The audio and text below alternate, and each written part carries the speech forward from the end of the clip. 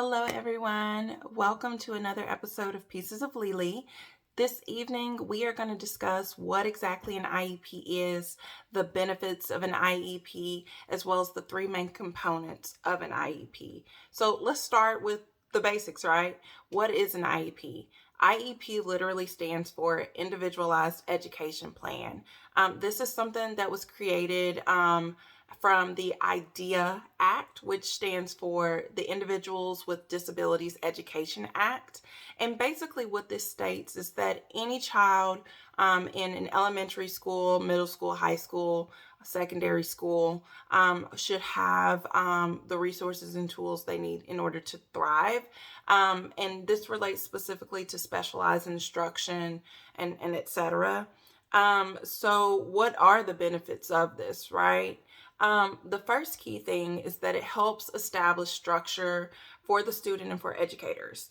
For example, with my daughter and her IEP, it basically states that she's going to be allotted a little bit of extra time to get things done. And everyone is fully aware of this. There's a structure, right? Um, IEPs also provide an actionable plan to all that's involved. So it kind of goes hand in hand there. She's going to get extra time because she gets a little anxious during test taking situations. We all know this, and this is an actionable plan for everyone, teachers, other educators, and things like that, as well as us. This is a plan for all of us. An IEP also promotes educational advancement today and tomorrow. And I think that's kind of understood is that, this is going to be a plan that's going to help the child progress, particularly through their education process. It also, an IEP also focuses on individual focus and care, and it enables students to progress towards a purposeful future. So this will, an IEP usually will help kids with test taking, with dealing with social problems, things like that. It'll allow for growth as the child continues to matriculate through the educational system. So the three main components of an IEP is the first one's going to be we've got to establish or know what's the current level of performance for the child. You need to know what the baseline is, and then you have to take into consideration or start thinking about the specific and measurable goals. So I'll give you an example of my daughter's IEP from when she was in kindergarten. She's in first grade now. But one of the challenges she faced was, when a teacher would give instruction, her understanding what's being asked of her and then going on ahead and completing the task, that was a challenge for her in kindergarten. So the goal, and her baseline was basically it would take 3 or 4 times before she could, be like, okay, my teacher wants me to pull out my notebook, write this down, and then let her know when I'm done with it, So her IEP, one of the goals that we set forth is that she would be able to do what's asked of her with 2 prompts or less. And so that was a goal for her throughout the school year is to, do what's asked of her,